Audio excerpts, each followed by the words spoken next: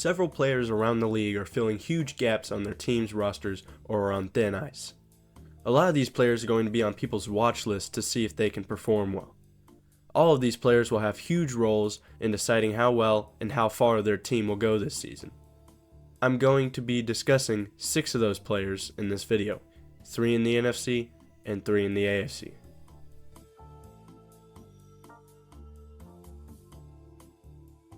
Derek Carr was extremely underwhelming last season after being paired with his old college teammate and best receiver in the league, Davante Adams.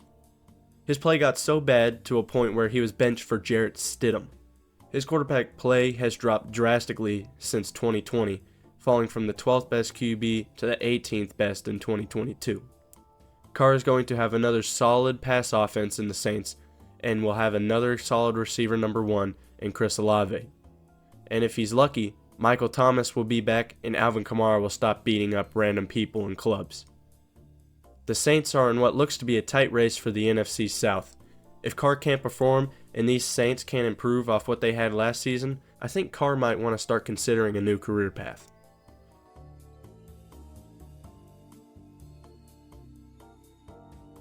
The Vikings released former Pro Bowl running back Dalvin Cook, whose production was quickly falling off. And with teams hesitant to pay running backs, the Vikings stuck it out with Madison. Now, a lot of people are unaware of who Madison even is and are already writing him off along with the Vikings. But Madison actually performs pretty well when he gets the chance to start. In 2021, Madison got the chance to start 4 games. In 3 of them, he had 100 plus all-purpose yards, and in 2 of those, he had 150 plus all-purpose yards. The Vikings went 2-2 in his starts and 2-1 when he had 100 plus all-purpose yards.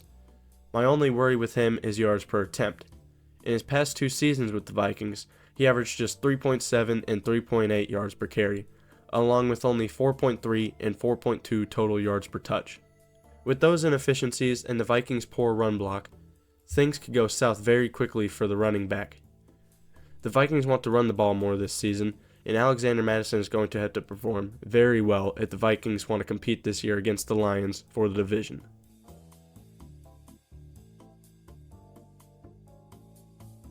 AJ Terrell was named second team All-Pro in 2021, quickly emerging as one of the best young corners in the league.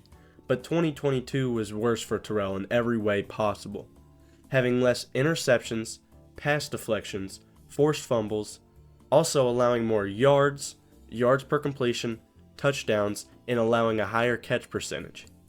The Falcons had the 29th ranked pass defense in my power rankings last year. With the addition of Jesse Bates III, this should make a good pairing with AJ Terrell, but Terrell must perform better for this defense to improve any.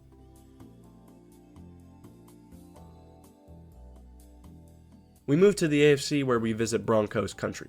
Broncos country, let's ride.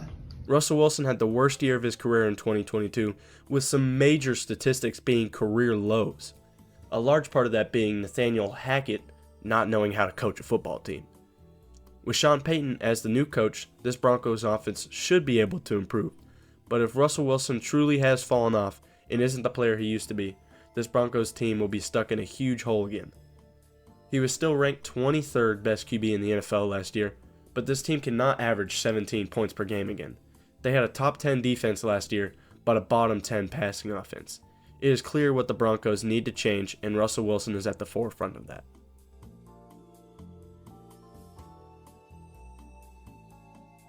Tua is coming into a huge year with the Dolphins.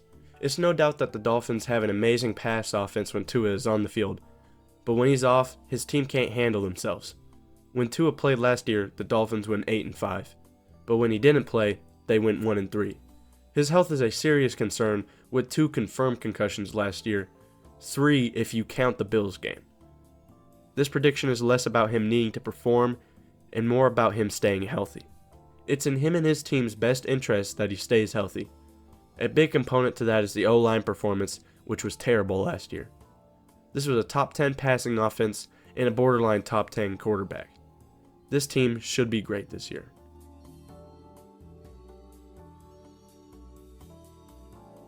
Ryan Tannehill last year didn't even get a chance to play well with an atrocious O-line and no receivers, but now he has DeAndre Hopkins.